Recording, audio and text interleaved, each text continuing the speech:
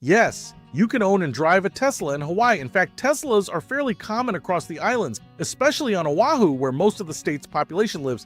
The more interesting question isn't whether Teslas are allowed, it's how practical they are once you're there.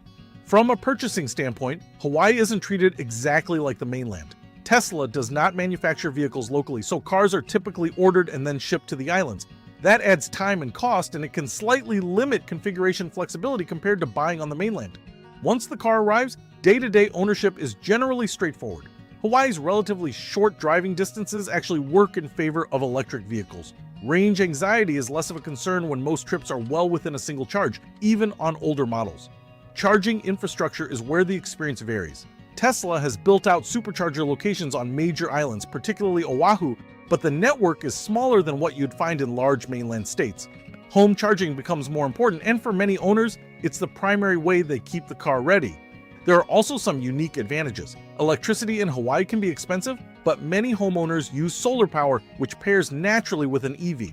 In those setups, a Tesla can effectively run on self-generated energy, reducing long-term fuel costs. There are, however, trade-offs to consider. Service and repair options are more limited than on the mainland, simply because there are fewer facilities and parts must often be shipped in.